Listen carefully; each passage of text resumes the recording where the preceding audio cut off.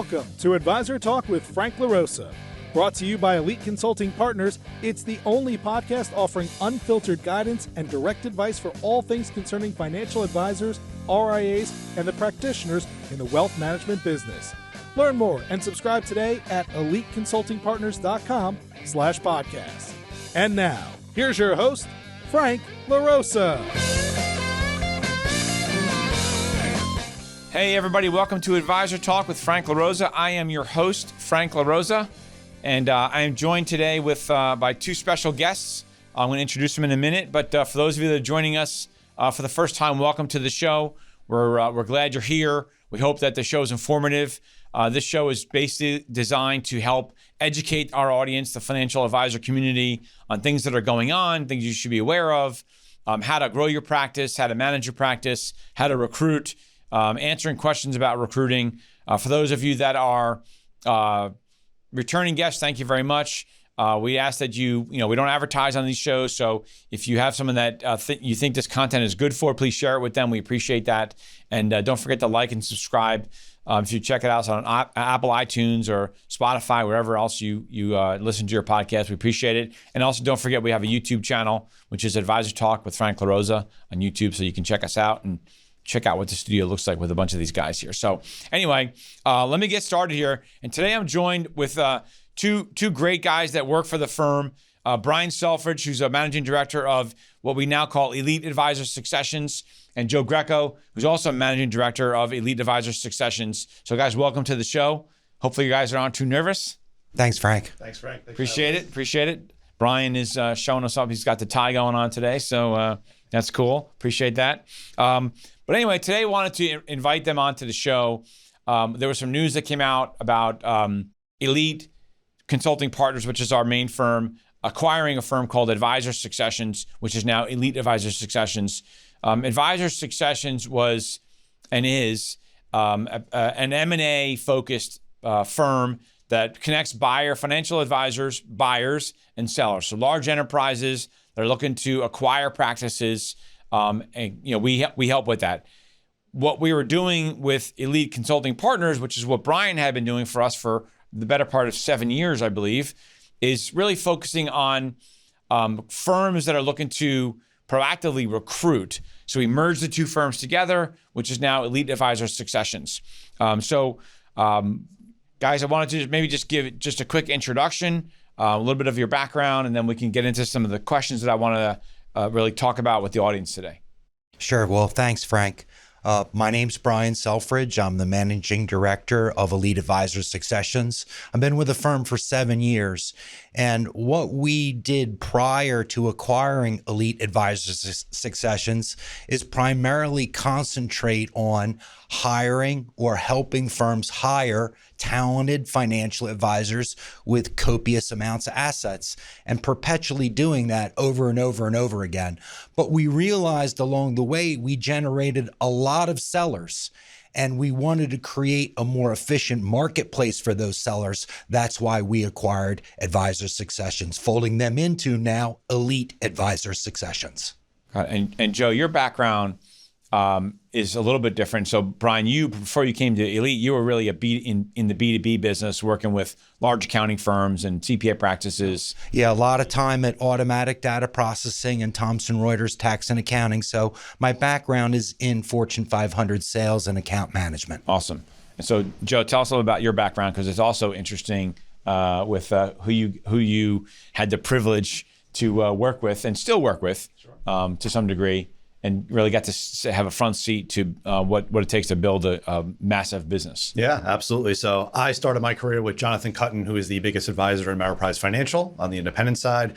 Worked for John for about 10 years in various roles. Started as a junior advisor, kind of felt like that really wasn't for me. So I got more into business development, created a ton of CPA relationships who are partners of the firm now, then got more into M&A and coaching, teaching other advisors how to work with accountants, and then really getting into mergers and acquisitions and really finding deals for John and the team to absorb within their practice there. And, the good thing about working with John is that I've seen the practice go from about $1 billion when I started to is at about 9.5 to 10 billion now of AUM. So, all the systems, the scale, the processes that were developed during that time, I had some role in, but also too, it's really cool to see a team like that really scale up and come together and really figure out where the strengths lie to be able to put the right people in the right seats. So that's really my experience, and really hope to bring some M&A knowledge to the team here at Elite. Obviously, I see the opportunity. It's incredible, with the amount of lead flow that you guys get. And like Brian said, right, there are a lot of sellers out there. So it's not just about an advisor looking to move from firm to firm. Succession planning and the great wealth transfer that's happening right now. I think there's a huge opportunity for us to be able to match qualified buyers with sellers who really want to sell their business over the next few years, and be able to consult with them and get them to the finish line to get that deal. So when you work with, I want to start with that, with the buyers that you were working with, right? And again, to some degree, having a front row seat with what John has been able to do and really be a mass acquirer, not only within the Ameriprise spectrum, but also firms outside of Ameriprise, rolling them into his business. Sure. But if you look at the clients that we have today, maybe some of the past clients we have, right, at Elite Advisor Successions, tell me a little bit about the buyers' attitudes when they're coming to you. What is it that they're looking for, and do you find that sometimes what they think that they're looking for and what they're actually looking for are different because they don't necessarily, they're new to the space, right? Because the reality is everybody wants to be a buyer. Everybody feels like that's the quickest way to grow their practice, which it is, but not every buyer is created the same. We'll get into that a little bit when I ask you guys about what makes a good buyer, what makes a good, not a good buyer, right? Sure. But what was your first sort of thoughts on when you took over the practice, advisor succession practice, and you started talking with the buyers that were there, in terms of their goals, what their ideas were, and what their end goal really was in order to buy? I think some of the better buyers in our network, and I guess I'll frame it this way, they're flexible, right? They're willing to do whatever it's going to take to get the deal done, whether that be drive a few states, right, to meet the person for dinner, fly out there, whatever it's going to take to get the deal done, you need to put the time in to make sure it happens. And I think a lot of buyers, unfortunately, think it's going to be easy. It's not, right? And I think that also couples into our best buyers in our network are more CEOs and rainmakers. They're not an advisor who still has 200 clients and they're still tied to that side of the business. They have size, scale, and a team to be able to handle the wealth management side of the business.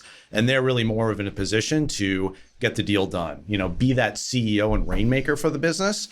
So why does that make them a better buyer than somebody had their own book of business? Because isn't that what most advisors want to do, right? They have $100 million and they want to go out and buy another business for $100 million. Right. But think about if you do two big transactions, are you going to manage all those clients? Then you have no time to do more acquisitions. So the best buyers in our network are really able to tell the story, get the deal done from a management and central standpoint. But that at the end of the day, they're not working with the 2 or 3 or 400 families that come along with that acquisition. They have a team, they have junior advisors, they have systems, and then they can just go on to the next deal and keep meeting sellers to be able to really scale that model. Some buyers get tapped out, right? If it's just a few advisors on the team, they do 2 acquisitions, guess what? Then they need to go hire more people. So I think the best buyers in our network have already built scale for the future. They're not looking at it like, oh, now we need to build scale. They're thinking 2, 3, 4 years ahead because they've really built a business plan around this. So that's interesting because we've talked a lot about this on other podcasts. And if you've listened to my podcast in the past, we've talked about if you want to be an acquirer, you're going to go out and buy practices, you have to prepare ahead of time. You can't go after your local buddy who is going to sell, and it's the first time you're thinking about acquiring and you have no systems. You have no support staff. It's you and your assistant, and then you wonder why you're losing deals or you're not winning the deals because you're competing against serial buyers that have a system, they have staff, they have accounting, they have a CFO, they have support staff, they have technology, processes, systems, right? So if you're going to get into the space, you have to be prepared ahead of time. You can't just wake up one day and say, I'm going to go out and buy practices because that's what I want to do. It's like preseason in football. Like you have your team in place. You don't just go out and start playing. You have to practice and you have to see what you have before you step onto the field for regular season. And so, Brian, I don't think it's much different when we talk about recruiting, right? Because, there are a lot of practices that we work with that want to grow through recruiting, and they want to get the override, right? If I bring in, $10 million of advisor recruited revenue and I get, a 10% override on that, it's $1 million in revenue. It's more than I produce, right? So I'm going to go out and recruit people. Tell me what your experience is as you chuckle, because we've had some clients that have this sort of grandiose plans and can't execute. Tell me about what your experience has been with people that you've worked with, and why I'll just say practices are trying to dip their toe into the recruiting space, and then where do you see them making the biggest mistakes? Frank, when you think about trying to grow, either through recruiting by adding talented financial advisors or trying to acquire assets without the financial advisor, they're really two different processes. They're really separated by the way you need to treat the other individual, whether it be a seller looking for a succession or a team of talented financial advisors looking to join your company. When you think about adding financial advisors to your roster, this is a process or a courtship, right? Where you really need to spend the time and energy to get to know them, to make sure that they fit into your culture, that they have a pathway for growth. When you think about trying to acquire somebody's assets and only keeping them around for as long as it's necessary to keep those assets sticky, those type of considerations aren't in place. The buyer needs to be aggressive with the seller. Any buyer that isn't aggressive with the seller really isn't a buyer. So when you say be aggressive, what do you mean by be aggressive? Like call them every other day, or send them blow up their email box? What I mean is set a schedule, set an idea with the seller as to when and where you're going to be talking about the next step in the acquisition process. If you're not always talking about the next step, then that's the aggressive that I'm talking about. Right. Yeah, we find in our space where we work with a client and they say they want to do something, and we have a process here that we have our candidates go through, our clients go through, because we know that lots of things can get in the way, right? So you're distracted, you have business going on, life going on, and you may in your mind know you want to leave a firm, or you're looking to sell or find a successor, and then life gets in the way. And if you don't have somebody with you helping you through that process, you pick your head up one day and 6 or 9 months has gone by, or a year has gone by, and you actually spend a lot of time wasting time talking over and over and over again, making no progress because you don't have anybody pulling you through the process that you need to go through, unless you don't want to, right? So we talk about that all the time. Like, what is your appetite to really do something? And if it's, well, I'm lukewarm about it, I'm kicking tires, I'm not really sure, that's one thing. But we see clients all the time that say to us, I need to do something. And so we're like, okay, well, we'll help you with that. And then they just keep kicking the can, right? Mm-hmm. And unfortunately, if you've been around long enough, I've been almost 30 years now, I've seen stuff happen with people that kick the can, and all of a sudden there's a health issue. There's something goes on in your life. And then you say, shit, I should have done it sooner. I didn't have that plan in place. And I think and Joe, I'm going to get back to you in a second, because I want to get an idea and give the audience an idea of the type of market that we're talking about here, that the scale, because I think COVID was part of this. We don't talk about COVID as much anymore, but I think COVID really brought some of this to the forefront. Choppy markets that were sort of up and down. But I think people are starting to realize that I got to do something, right? And they don't have the solution, which candidly, look, this is a plug for us. That's why we brought this. That's why we did this. That's why we're doing this, because I feel like there isn't enough of this going on in the marketplace. And there are so many, as Brian, you said, so many sellers out there, right? So Joe, and even since you've come here, right? Give the audience an idea of of the size of the market that we're talking about in terms of sellers. And again, sellers are defined, we define a seller as someone that has an interest in finding a successor. That could be immediately, or it could be, I want to move to a firm, and then in 2 or 3 years, I want to start transitioning out. So that's how we define. It doesn't mean they're selling and they're out tomorrow. There could be actually, matter of fact, we probably recommend that you don't transition out right away, because there's going to be a huge attrition rate on your book of business. So you want to find a person you can move to, and then get to know them and let your clients get to know the buyer, because much of your deal, which we'll talk about on another episode, so we're going to do 2 episodes when we talk about deal structure and all that, but a lot of times the deals are based on the success and retention of the clients through a seller's note. So, but anyway, tell us a little bit about your impression and what you're seeing now in terms of the volume of sellers that are out there. Yeah, so the volume of sellers has been great. I will say over the next 5 to 10 years, with everything that's going on in the world and baby boomers retiring and this great wealth transfer that everyone's talking about, more and more folks every year are going to wind up selling their business. And it's a nice paradox, because financial advice, it's a great industry to be in, but it's actually not attracting a lot of young talent into the industry.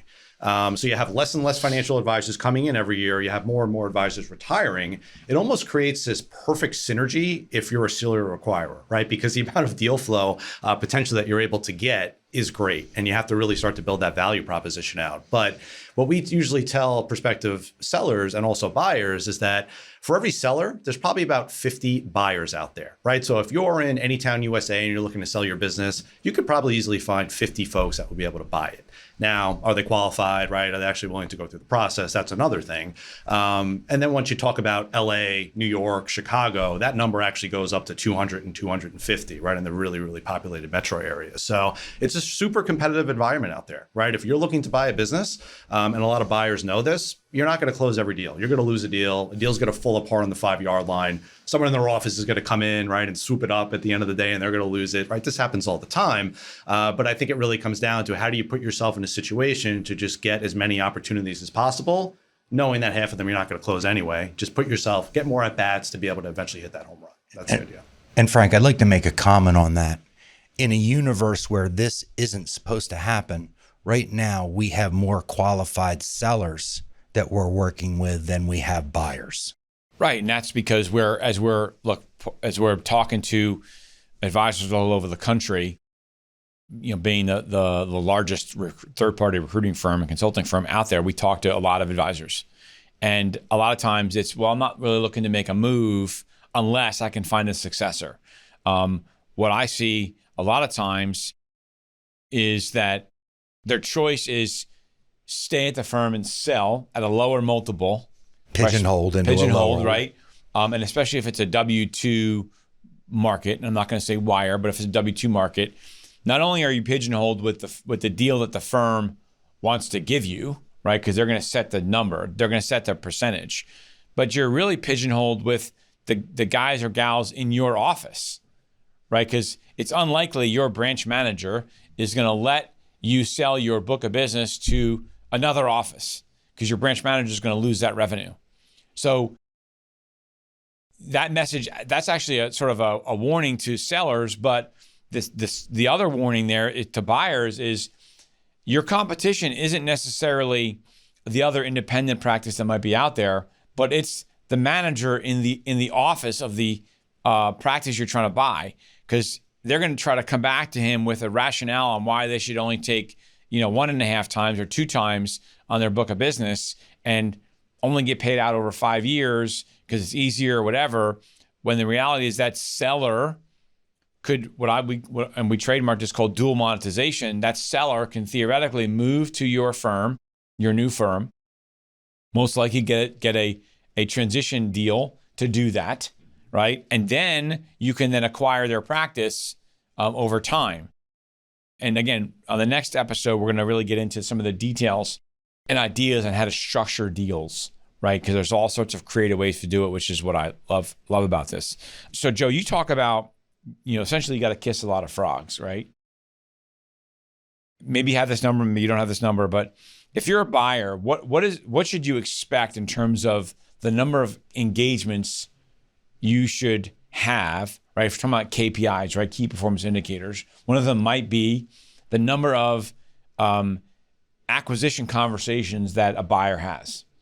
And that means that you're talking to somebody, you're sitting down, they're considering selling their practice to the seller, right? To the buyer, excuse me. How many conversations or how many engagements do you think a buyer has to have to close one deal? Just in terms of managing expectations here. I would say in general, you're probably looking at least 10. I think that our process is much better because the elite team is great at qualifying those people that we bring to our buyers to make sure that not only are they actually looking to sell, but they have a business that the buyer is looking to buy, right? There's no, uncertainties within that business, right? They do a good job at vetting, I think, those leads. So that's good. But at the end of the day, usually we see about a 10-to-1 ratio. And at the end of the day, as everybody knows, it takes time. Usually it's not a quick end, right? You're going to have to negotiate with the seller. They may have to stay on for a while, maybe a few months between the LOI and when you actually ink the purchasing agreement. So not only do you need to have a lot of KPIs, right, and leading indicators, you really just need to keep stuffing the pipeline. So so stuff eventually falls out the bottom. It's not a 1-year process. You have to really have, I think, a 4 or 5 year timeline for doing this so that, one of those conversations you had 3 years ago, now they're actually ready to sell. They circle back with you, you get a deal inked, and you get it done. So I really think you need to have a long timeline with this. Right. And Frank, you had mentioned how some sellers kick the can down the road. And the reason why they do that primarily is because they're emotionally engaged in the idea of being a financial advisor, and they just have trouble letting go. So when you're talking to a seller, many times as a buyer, you need to be prepared to engage and talk to that seller about their emotions around not being a financial advisor any longer. And if you do that, you will quicken the acquisition cycle. That's an awesome point. And I think that's something that you've learned over the years with us here, with me. That's where I was going to ask Joe, like, where do you see deals blow up? And Brian, you're bringing up, this is where deals blow up. And all of a sudden, as a buyer, you don't understand what happened. Like, I gave the guy everything he was looking for. I don't understand what happened. You didn't address the emotional aspect of him not being a financial advisor anymore. The pillow talk. Right, the pillow talk. I've seen it as a former branch manager. I've had numbers of guys that would come into my office and say, I think I'm going to retire. And I'm like, whatever, just go back to your office. You had a bad day today. Probably not going to happen. And it almost never does. Like, I can count on one hand how many times it's actually happened, right? Because they've been advisors their whole lives. It's who they are. It's their being, right? Many times their best clients are now some of their best friends, right? Or it happened was their best friend and it's their best client, right? But a lot of times it's and if you're a financial advisor out there, some of your best clients become your best friends, your confidants, right? You have a respect for each other. And the idea that you're not going to be able to talk to them anymore is sometimes overwhelming. So if you're a buyer, you have to figure out what that answer is. You have to figure out, to Brian's point, how do you address that issue? And maybe this is what we'll talk about on the next episode with deal structure, but maybe you figure out a way to keep them in the game a little bit longer, right? They want to play in the game a little bit longer. And it's not just here's a check, go away, thank you very much. Maybe it's hey, here's a partial check and I'll pay you a partial piece to stay in the game, as I sort of stay around and shake hands and kiss babies, right? To work with your best clients. If they hear that, the buyer that tells that to a seller that says, hey, I hear you. I understand what you might be going through. The buyer that addresses that head on, like Brian's saying, is usually the one that's going to win the deal, because in the seller's mind, they're going, oh, he gets me. He understands what I'm going through versus, oh, I'm just a number. I'm just an asset number. A bid. I'm just a bid, right? So, but let me just switch gears for a minute. We're talking about M&A. But Brian, when we talk about recruiting, so to clarify the way we look at them differently, right? M&A is you're buying a practice, and eventually at some point the advisor's moving on, and then you're retaining the business, and you're collecting all the revenue on that business. Recruiting, when we refer to recruiting, it's you're bringing a producer to your firm, and they're going to continue to produce. They have no interest in selling, but they want to grow. And you're going to collect an override on them. So that's different than an acquisition, and the support and the process, I'll call it the sales cycle, right, is different. From your perspective, and you've been doing this now for a bunch of years, what do you think makes a firm a good recruiting firm versus your experience with some firms that have not done a good job recruiting? Follow up. I can't say it enough. Firms that recruit really well follow up with the financial advisor, and they are always establishing a next step in the recruiting process. I can't tell you how many times I've been on a high quality recruiting call, and then at the end, everyone is like, well, yeah, my people will get in touch with your people, and, we'll get something scheduled one day in the future. And then all of a sudden, a week goes by, 2 weeks go by, 4 weeks go by, and then I get a phone call from the recruiting firm that sounds like, hey, Brian, can you get us a second phone call with this candidate? And as soon as I hear that, I'm more than willing to help, but I do become very concerned with the recruiting process that they have in place. So Frank, follow up and establishing the next step is where really good recruiting firms and firms that don't do so well separate themselves. We refer to it as like a dating game, right? And when you're in the recruiting process, and this is also partially the M&A process, the buyer process, your process is demonstrating how good your firm is or isn't, right? Your follow-up is giving the advisor a free look at what it's going to be like working there. And if it's not hearing back from them, they give you a list of questions. This is where I see firms really mess up. The advisor gives you a list of questions that are important to them. Whether you think they're stupid questions or not, it doesn't matter. They're important to the advisor. And the firm takes weeks to get back to them, if at all, right? Then they end up calling Brian and saying, hey, did you ever hear from XYZ? I sent them a list of questions. I haven't heard back. Can you reach out to them? That's a bad look for you as a firm, because the advisor's thinking, man, you're supposed to be showing me the best of you, right? Like you're dating me. You're supposed to be all rainbows and butterflies right now. And if this is how awful the process is when you're trying to court me, what's it going to be like when I'm there? And then they just go away. And then what the calls that we get from the firms is, what happened? Why don't they want to talk to us anymore? Where did it go wrong? We said we would give them what they were looking for. It's just crazy. Joe, let me put it back to you, because I think you have a little bit of an interesting insight. And I'm not asking you to give away the answers to the test here. Sure. Right. But as Joe said, Joe works for John Cutton, who's one of the top, I think he's top 5 Forbes advisors, one of the biggest in the industry, single practices, the largest at Ameriprise, but in the industries, one of the largest. And he is a serial acquirer and has done a great job, right? Can you give us a little bit of color? And I've had him on the podcast in the past, and we've talked a little about this, but from your perspective, right? Sure. What makes him so good at that? What makes him such a good acquirer of businesses? So a few things. I think the number one thing is that he's willing to go out of his way to say yes to whatever the seller thinks they need. Again, as long as it's not outlandish and something that's going to risk the transaction overly, they want to sell a $100 million business and be out in 3 months, right? Something that's just not reasonable. John is willing to go above and beyond and check all of those boxes, right? And I think that's what separates him apart. Sometimes, a lot of buyers the deals fall apart because they just can't get over that they need to overpay $100,000 for the practice. They don't want to take an office space. They have an office a few miles away, but the seller really wants you to retain the office space. I think John has done a good job of realizing that the less conflict in the conversation and the transaction, and the more the seller feels heard, the easier the deal's going to be, and it's going to be done. Also, too, I think John is really, something back to my original point about really being the CEO. He has a M&A team inside of his team. So John is doing a lot of the initial conversation and telling the story and his story as a CEO. But at the end of the day, if the seller was a pain in the butt, right, for lack of a better term, he's not really the person dealing with those day-to-day communications, right? He has a team to do that. So I think that's what separates it as well, is you really need to run a firm.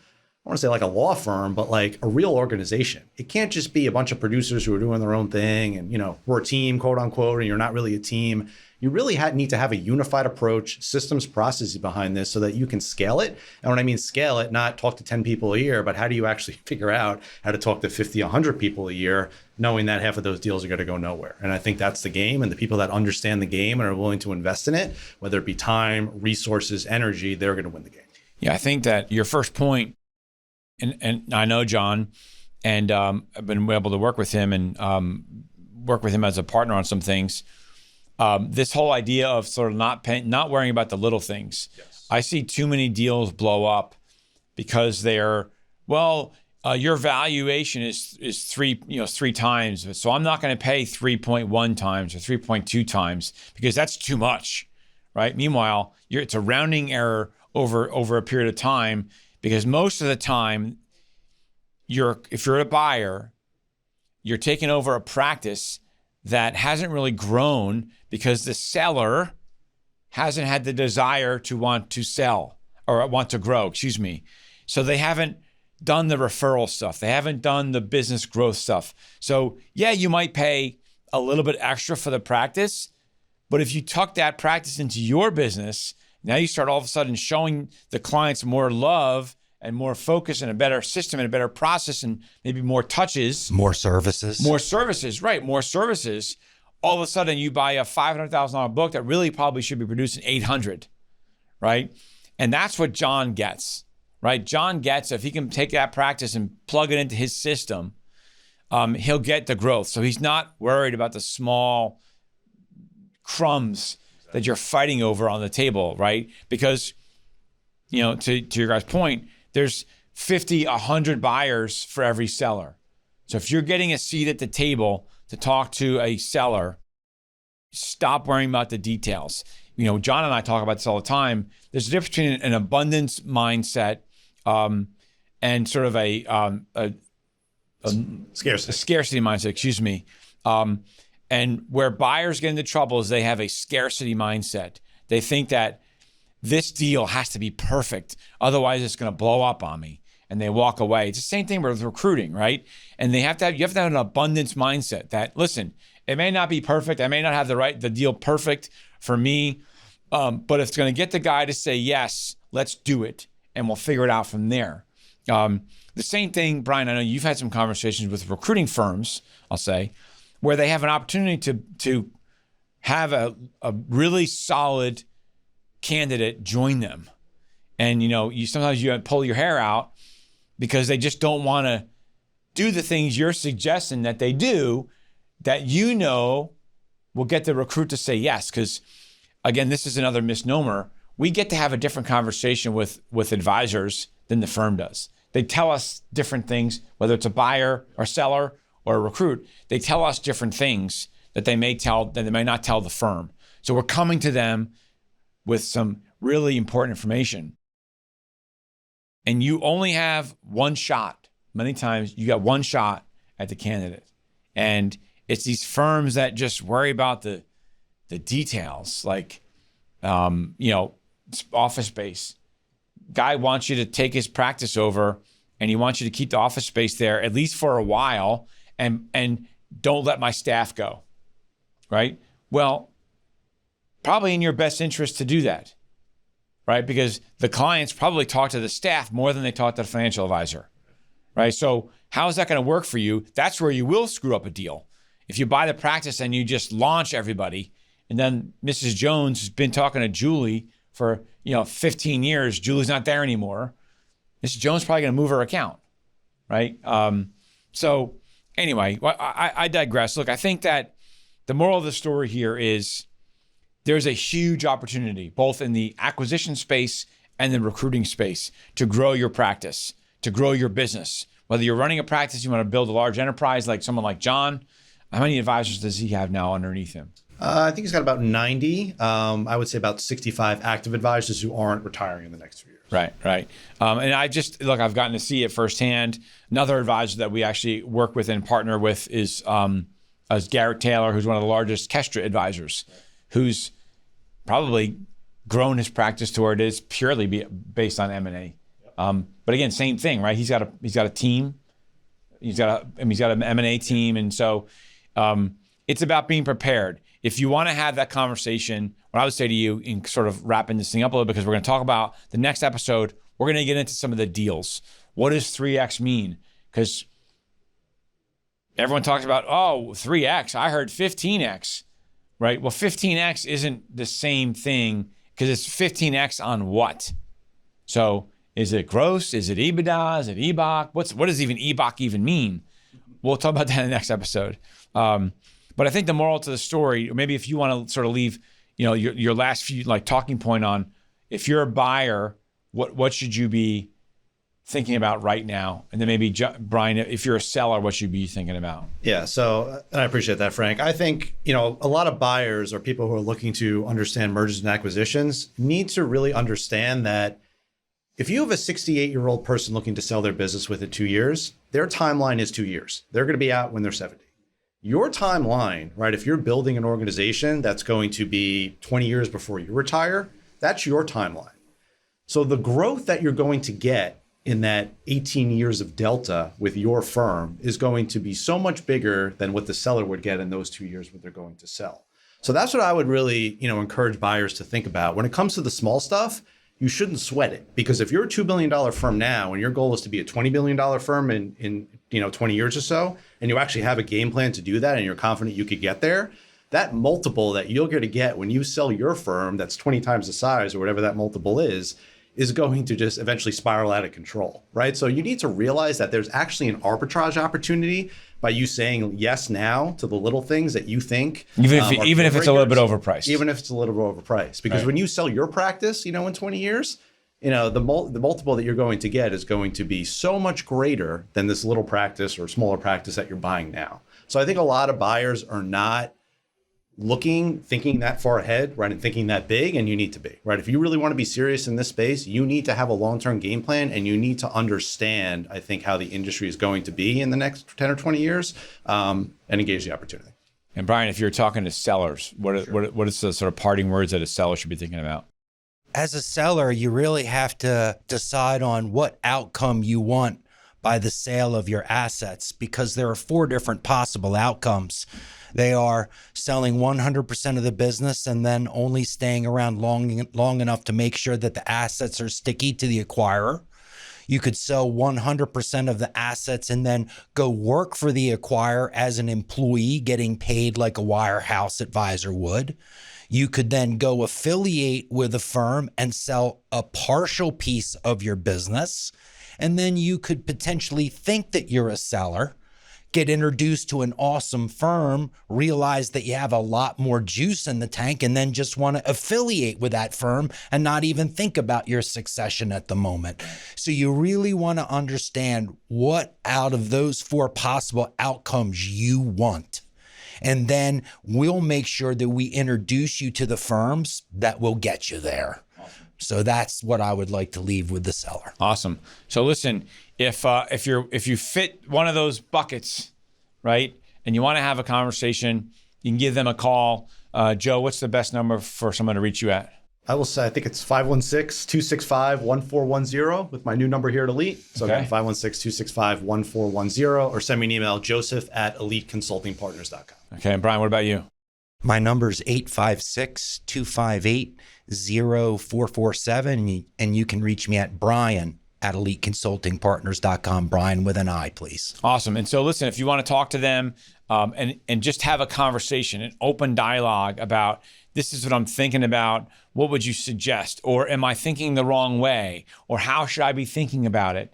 To Brian's point, I'm not sure if I want to sell, but maybe I just need a what we call a contingent successor, right? Like, hey, I don't want to sell, but my wife's worried that if I get hit by a bus, or my clients, right? We didn't even talk about that. My clients keep asking me, what happens, John, if you get hit by a bus? Who's taking over my accounts? That's where the pressure comes from, Right. Frank. A By the lot way- of time by the is way- from the clients. Right. And this is a secret message to you financial advisors. If your clients aren't asking you that question, they're thinking it. I guarantee that. So you better have an answer to that question. As a matter of fact, you should have an answer and talk to them about it before they finally talk to you about it. Because if they're asking you that question, in my experience, some other financial advisor who has a team put that question in their mind. So you need to get ahead of that. Anyway, we hope you like the show.